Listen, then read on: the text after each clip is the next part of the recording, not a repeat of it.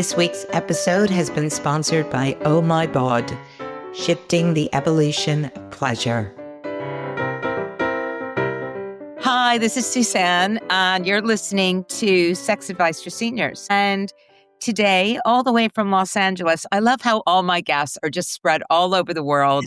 I never know from one show to the next where they're going to be, half the time what we're going to talk about, quite frankly. But I like to keep it spontaneous. Show people always remark that it always sounds like I'm having a dinner conversation with people. And that's the way I like to do it that way. So welcome, Dr. Karen Stewart, to Hi, thank you. Sex Advice for Seniors.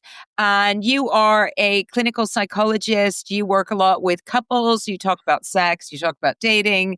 I know that your resume is a mile long, and you have clients all over the place, really. But Literally.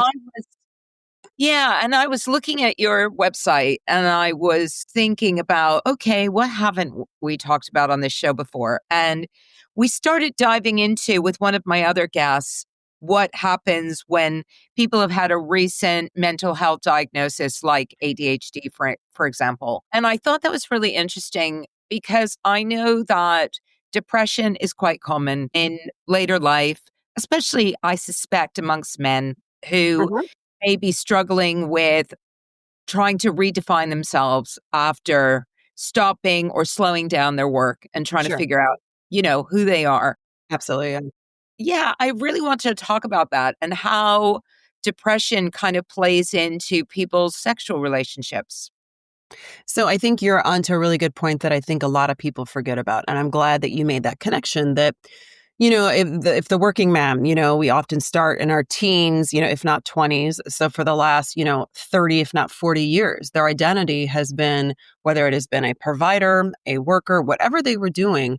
Sometimes that starts fading when you get into, to later years. And if you're fortunate enough to be able to retire, you hit that big wall of, okay, now what? And that can lead to depression, when you have to re-identify yourself and recalibrate who you are at any age is challenging. But when, you're at a different stage in your life, maybe a later stage in your life, it is more challenging. So I have witnessed people having these vibrant, amazing lives. And then, whether it's again through retirement or unfortunately through aging or, even more unfortunately through health scares, depression can become very prevalent with these folks. And basically what that means for your sex life is, it's hard to be depressed and have a great sex life. It's hard to have that desire for your partner, even for yourself, when you're not feeling like yourself. Yeah, for sure. And I know also that SSRIs or antidepressants can often lead to erectile dysfunction, which of course don't help the whole That does not help. And it's funny. I don't prescribe medication. I'm a clinical psychologist, so I'm not a psychiatrist, but I can definitely speak on medications because probably 80% of my patients are on or have been on an SSRI. And wow, it's that's huge. It's huge. I mean, they're everywhere here. I mean, I live in Los Angeles and Beverly Hills area, and it's, if you think about the coastal cities in the United States, everybody has a shrink and a medication. So that's just kind of how we do it, as funny as that is. But yes, you're right about the SSRIs. It's this horrific problem where you go to your doctor, you say, hey, I'm experiencing A, B, and C. I just don't feel like myself. I'm down. I can't sleep, or I'm sleeping too much. I say, great, let's slap on these two medications. Well, a couple weeks from now, you realize I can't get an erection or I don't want to have sex. And you have this flat affect. And now your partner is saying, what the hell's going on? You went to the doctor. Why aren't you better? And then it starts this vicious cycle of affected self-esteem. They feel worse about themselves now because not only I need to take a medication to help me, and now I can't perform. It's challenging. Even they can't perform by themselves even sometimes, which is really challenging because it just, again, kills your self-esteem. Yeah, completely. I mean, I was with somebody a long time ago and he was prescribed an antidepressant and then he found out he couldn't get it up. And then he literally just threw them in the bin, like just went, oh, screw this and just threw them. And I was like, are you sure that's the right thing to do? Surely you need to wean yourself off these. Yes, like you do.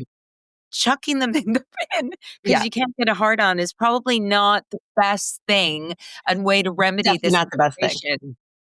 Right? Yeah. Definitely not the best thing. I mean, that's a very nice dramatic picture for a romantic comedy or something, but not recommended medically to just, unless have taken them for like, say, 2 days, for instance. But if you've been on any medication for any length of time, please just call your doctor and say what you're going to do. I mean, that way they could say, all right, sir, you know what, chuck them in the bin by, Monday, but please give it 3 or 4 days. So Yeah, yes, for we sure. recommend it. So as a psychologist, when you see, I mean, I'm shocked by the stats that you just gave me about Yeah, 80%. I mean, that's really high. And I know that they are prescribed, antidepressants are prescribed, I guess, with more frequency than they are in the UK. I don't yeah, think, I mean, I'm just guessing. I don't know, but I do know people on antidepressants, but I suspect that number is higher than what we would see in the UK. So here you are, you're an older person, you're feeling down, you're no longer got the job to go to that gave you a sense yeah. of purpose. Your wife is wondering what the fuck you're doing Mhm.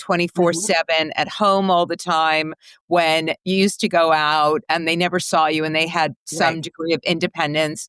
And now this person is hanging around all the time, morose and basically just pissing them off. Yep. Um, what do you just painting that kind of very That's a flattering beautiful, perky picture. Yes, that's really lovely. a really flattering picture of people. And what do you recommend in those scenarios? Like, what do you do? First case, I would say if you're noticing your partner has really declined, and like, I love your word morose because that is such a powerful word that you could literally see of saying, I'm picturing this guy kind of ho hum, like Eeyore from Winnie the Pooh walking around the house. Yeah, What I suggest, and I know it's so much harder than, easier said than done, but talk to your partner as calmly and nicely without judgment. The worst thing you can do is like, Joe, get off the damn couch. Like, what the hell are you still doing here? You haven't left the house. You haven't changed your clothes in 4 days. all right. Not helpful because if somebody's already experiencing some depression, so sit them down, tell them your experience. Like, I got to be honest. I've noticed you've been a little flat lately. Are you okay? You haven't changed your clothes in a couple days. Can I help you? Give them some softness first. And then maybe, and we can stereotype, we're both women here. Men sometimes have a really difficult time with launching and creating plans for themselves. Yeah, And, if you've had a female partner for many years, it's, I kind of don't know what to do without you. So maybe yeah, you need to help make the plans. Maybe it's, say, I've noticed this. So what I suggest is, hey, why don't you call that old buddy? You haven't gone bowling in, 2 months. Give him a yeah, call. Suggest things. If the person's resistant, maybe it is time to say, I got an idea. You know what? I'd like to come to your annual physical with you. Let's talk about this. I yeah, think it'd be really helpful if I tell your doctors what I've been experiencing because you're a different guy and I'm scared. yeah. No, it's a really good point. And I think that for a lot of people, having that kind of conversation can be very difficult, because it's sensitive, right? Of Especially course. if you've been with somebody that has led this very, as you said before, this really vibrant life. And suddenly, they haven't changed their clothes in 3 days and they're starting to smell. And it's just not pleasant. And also, I think, that with regard to sex, men place so much emphasis on their erections. Absolutely. And Yes. and so when they don't have them, it's sort of like, what's going on? What am I going to do now? I mean, Mhm. talking about sex, is there any way that you try and address um, that circumstance? I talk about that probably at least on a weekly basis with my patients. And that is Really? one of the biggest topics I have because, masculinity and manhood is so associated with erection. So, the folks that are probably the hardest for me to work with are the people that have experienced a huge medical illness, whether they've had cancer and they literally can't perform anymore. You know, Yeah. Basically, it's reprogramming and it's retraining the brain on how to perform sexually, what is desirable, and how our bodies and lives evolve. For instance, if the man is unable to have erections, let's just say ever again, in those extreme cases of medical circumstances, there are Yeah. plenty of different ways you can please each other without an erection. Yeah. There's plenty of things, he could do to his female partner. They can, screw around. There's plenty of things. Maybe this Yeah. is a time, and people always kind of give you this shocked look like, have you guys experimented with toys before? Have you done different things together? Sometimes even just an erotic massage for a man would be very comfortable and helpful. But if they're in a long-term relationship, or even a short-term relationship for that matter, it is training both of them to respect and understand this difference. Because Yeah. nothing is worse and nothing is a bigger erection killer than the judgment of what the hell's wrong with you. And I hear that from 30-year-olds up to 70-year-olds. And it's cringy because they clearly want the erection. They're doing their best. If they can't have the erection, okay, clearly we're not going to have penetrative sex right now. But then it's this horrendous vicious cycle of, okay, now I have proof that there's something wrong with me. Now she's upset with me. And right down the rabbit hole we go. Yeah. And I hear a lot from men that sometimes their partner thinks that their lack of erectile function is down to them not feeling attracted to them anymore, right? Mm-hmm. So they think that this thing is not behaving because when they see their partner, they're not getting all excited, whereas Right. their brain may be getting very excited, but just nothing's happening downstairs. And I Yes. think that women sometimes struggle with that. And, I know I do that Sure. when you're in the middle of something and suddenly it goes, you're like, "Oh God, what happened? Yeah. Did something just happen to make that, what's occurring right now?" And then you realize, no, they just have to go to the toilet. They ate too much at dinner. They're worried about that meeting they have tomorrow. The baseball game's still on. Oh, sometimes it's Exactly. not that deep. Mostly it's not that deep. I would Mostly it's say that not that deep. mostly it's Yes. not that deep. And it's worth Yes. reminding women that mostly it's not that deep, It right? and what I like to remind, especially when I'm in couples work, or even if I have an individual female, if in couples work, it's way easier because they're both there. And if she's like, well, I don't think he's attracted to me, I used to walk by and he saw half a boob and he was hard for the next hour. I'm like, okay, well, things change. I said, do I want you to answer me honestly? Do you think this man doesn't want to have an erection? Do you think he doesn't want to have sex? He was Yeah. the one, if he, proposed this idea to you, he wants to be there. Things happen, life happens. And I always give those examples. I said, well, as we as females get very distracted during sex, so do men. Yeah. And all of a sudden you could be on the verge of orgasm and then you think, oh shit, did I call that guy back? Oh my God. Wait, oh my God. Did I schedule the babysitter? Are my kids gonna be home alone tomorrow? And now you've completely forgot you're having sex and you're Yeah. not gonna get anywhere near that. Men do the exact same thing. And Yeah. once the erection goes, yes, you can recover, but now there's all the emotional stuff attached to it.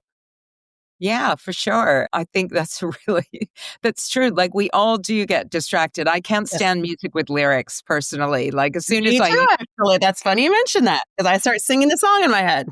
I honestly just if anybody puts on music with lyrics, if I know that tune, I'm like waiting for the chorus. I'm just I'm like I'm never going to come now. I'm never going to come. Yes, This is not feeling good anymore.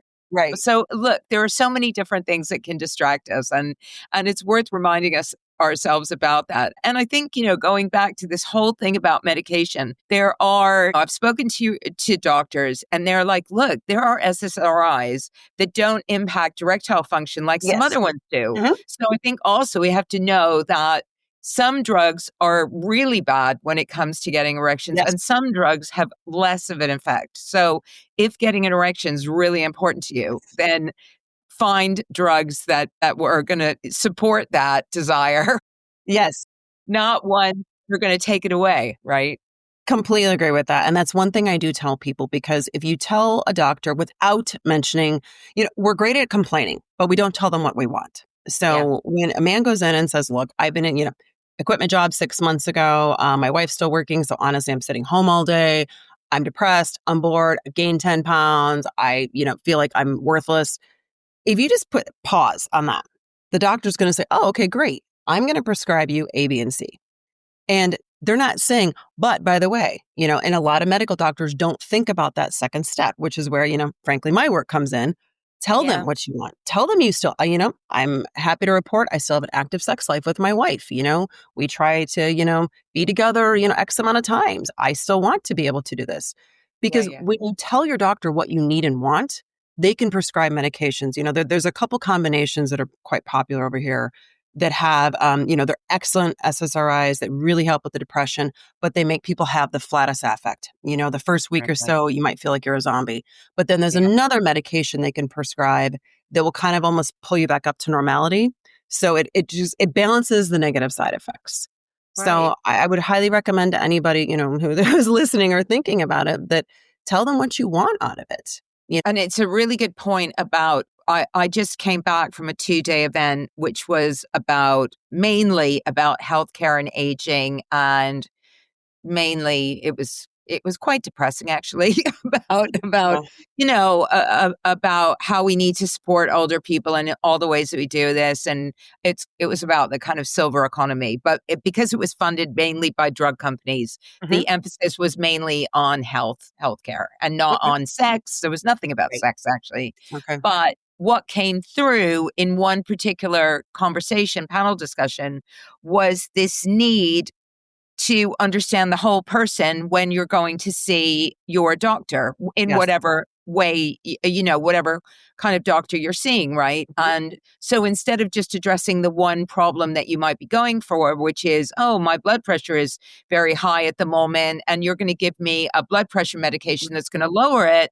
Yep. And that's now going to impact on my erectile That's function right. That's potentially, right. right? I have to say, okay, what else, other changes do I need to make in my life to be able to, just improve my health, my overall Yes. health, so that I'm just not reliant on these pharmaceuticals all the time. Mhm.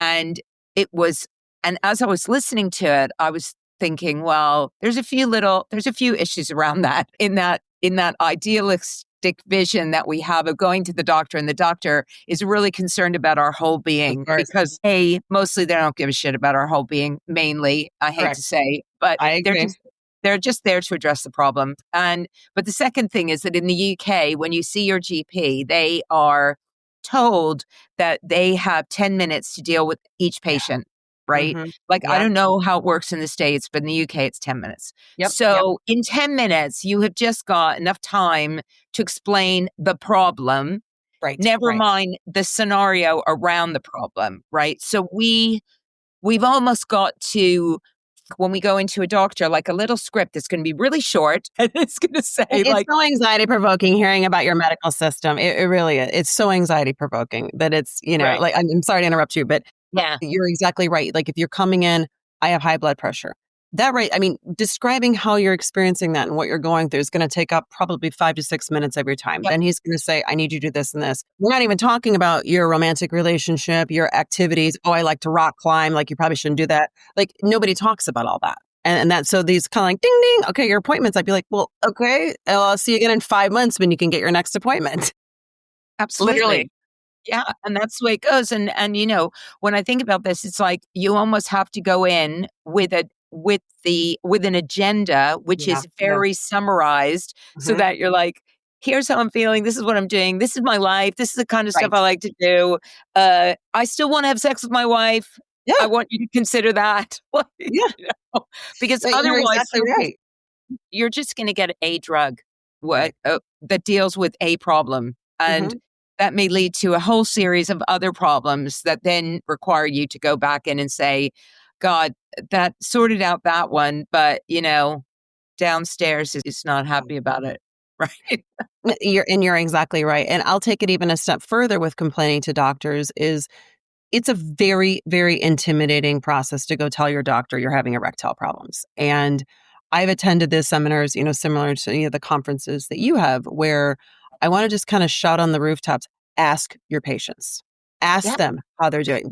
That question doesn't seem to be it's in question number 25 out of the 28 they're gonna ask you, which, yeah, different but it's not nobody talks about the pleasurable parts of life. They focus on, oh, so you eat McDonald's 3 days a week. Oh, well, we gotta cut that up. But, and I'm being silly by saying that, but it's hard to address that with your doctor when your doctor doesn't appear to be interested. yeah, And it's really challenging for the person experiencing something that's already, it could be humiliating, it could be uncomfortable, it causes depression, anxiety, affects your relationship. yeah, So it's really challenging to say, hi, basically stranger doctor. By the way, oh, I haven't had an erection in 2 months.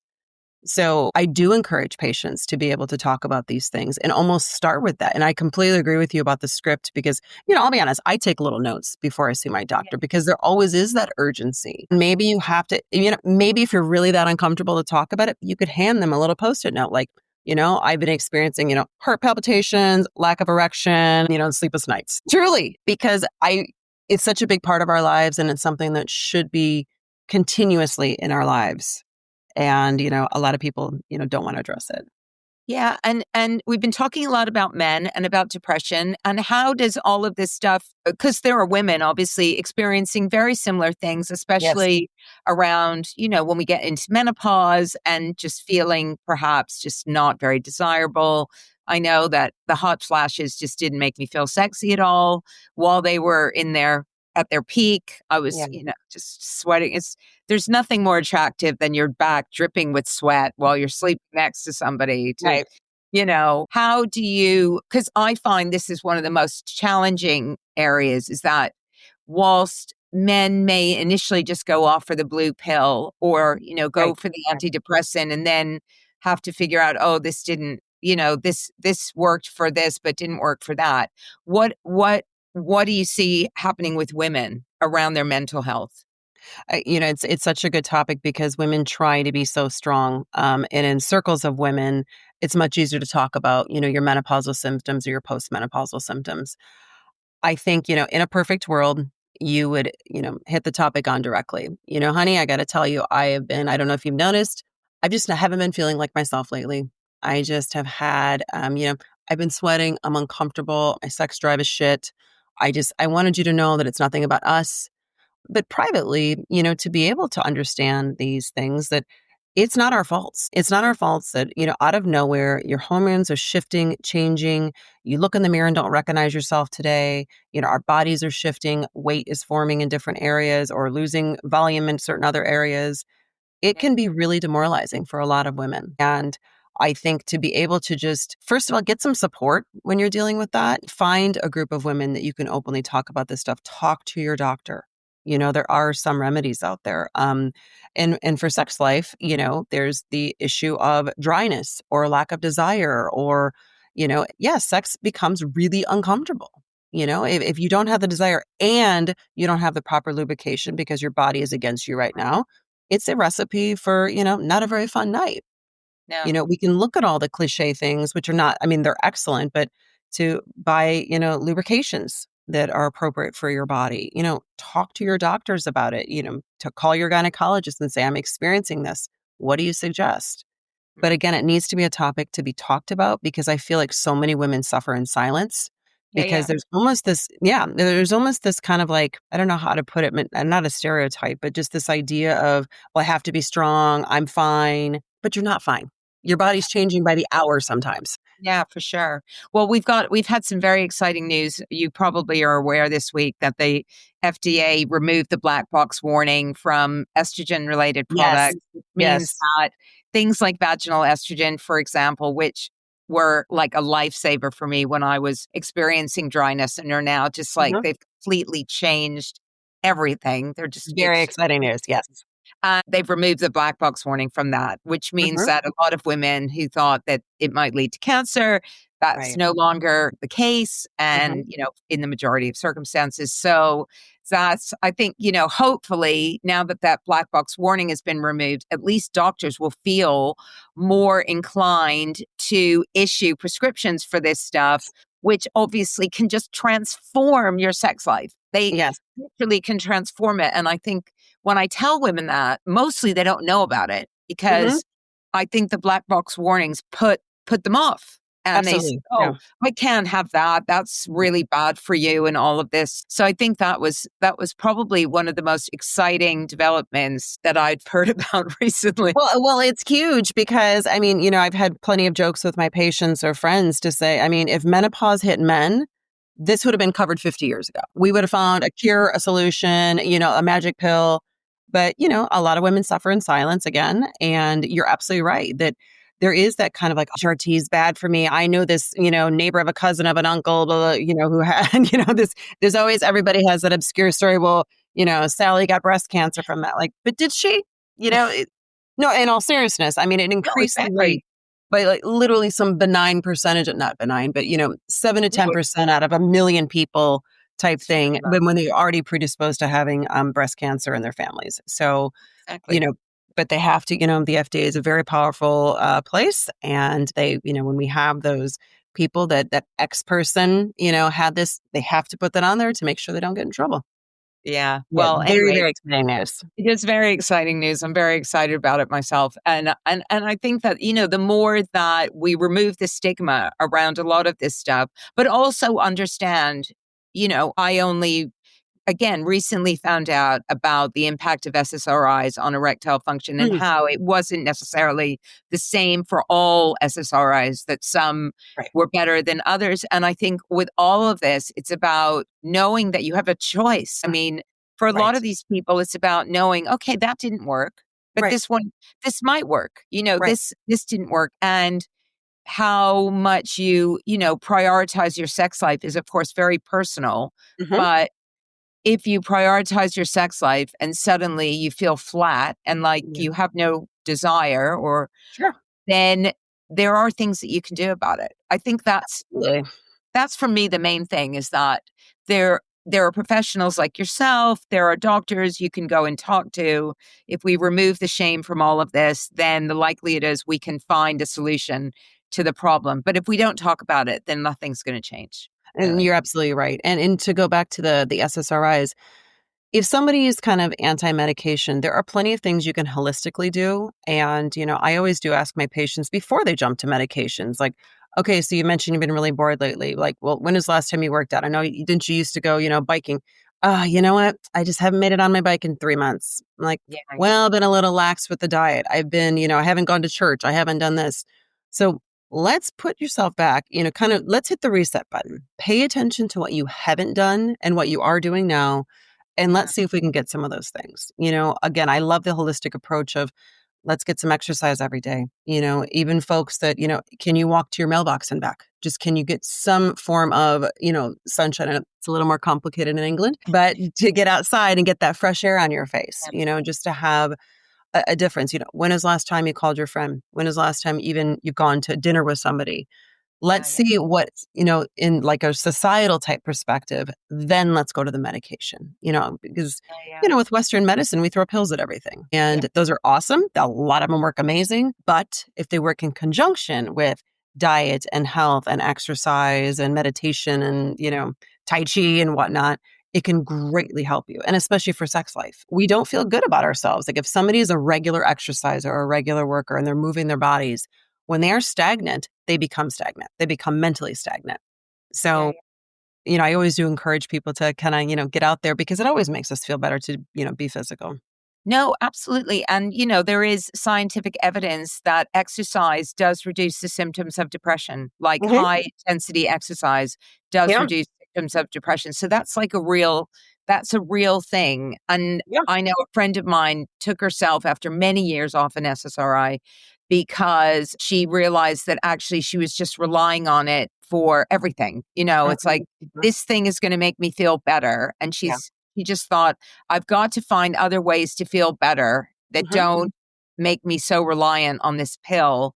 Right. And one of those ways was just getting back into physical activity Hmm. and just getting Absolutely. back to exercise. So it's a really good point of just what are those other things that you can do in your life that made you feel good? It's something that Esther Perel, she did an exercise that I enjoyed and did with a partner years ago, which was writing on a Post-it note to I turn myself on when, Oh, I I like that. turn myself off when. So I turn myself on when wasn't necessarily about sexually turning Hmm. yourself on, like when I use a vibrator. It could be Hmm.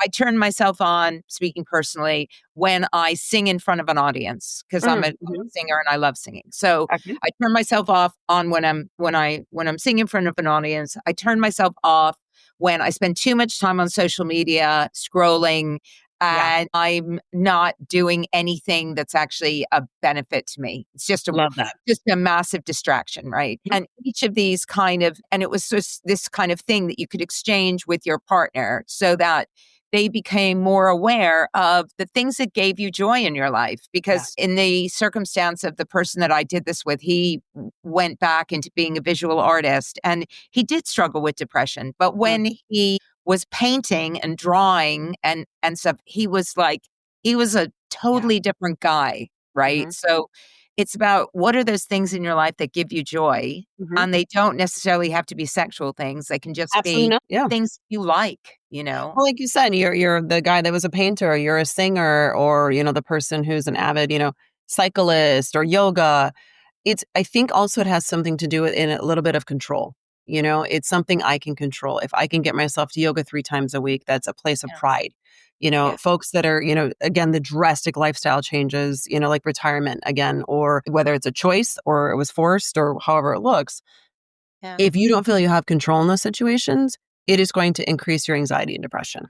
Yeah. So, like for the person, like you said, your painting friend, that if you just choose not to do it, you know, that's not going to be helpful for you. But if you can say, you know what, I'm going to spend 10 minutes tomorrow doing this, or it Yeah. will increase those endorphins that are so, unfortunately missing.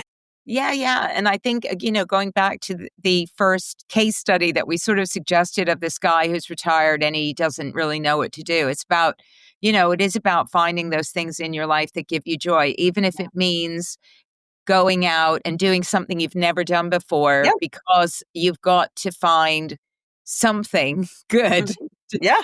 do. Because sitting on the sofa just chilling isn't going to really do it for you or your partner. It's not going to do it for you. No. But yeah, I mean, I think that it's sometimes the hardest thing is just getting started. Absolutely. And you know what? And I don't want to downplay how hard it is to get started because, we're all creatures of habit. If we're not used, and we've also been talking a lot about couples today, but there's also those individuals out there that maybe they don't have their partner anymore. Maybe they've gone through, they're a widow, they're divorced, they've chosen to be single for a while. It's hard to get back out there, Yeah, and to think about that, like, well, my body looks different, or it's a good time to really focus on the things that you value and maybe look back like if my 20-year-old self was sitting here on the couch, what would I go do tonight? Well, I'd go to the bar. Why don't you go to the bar now? Is there a local restaurant you want to go to? Have you called your friend? Oh, I like that sporting event. Well, why don't you go watch the sporting event at a local place type thing? yeah, Think about what you used to enjoy because again, we're all on the grind. Whether we love our jobs, love our relationships, that's irrelevant when we just think about the nonstop pace of all of our lives. So, yeah, sitting down and relaxing and being able to say, what's going to bring me joy? I love that phrase, what's going to bring me joy? And I like the idea of that exercise of, what's not going to bring me joy. And yeah, yeah. sitting is Because probably I not think, bringing me joy.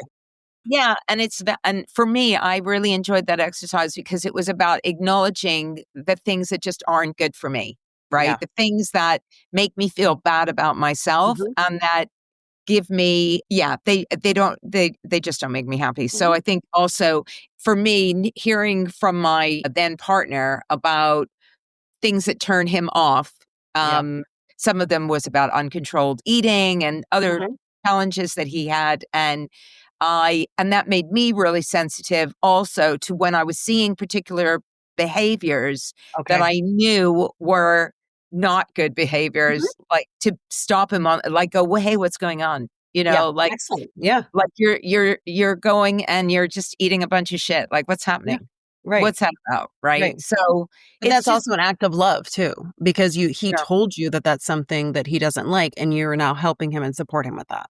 Yeah, yeah. So I really love that exercise because it was it was didn't feel like there was any blame attached to it, and it was Mhm. just a way to share with another person the things that give me joy and the things that really piss me off about myself.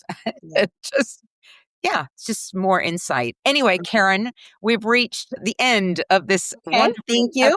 episode. And it's been so great to chat to you. And you're probably going to go off and eat some breakfast now. And I'm going Something to like that. I'm gonna chill in front of the Sounds sofa good. and Go relax.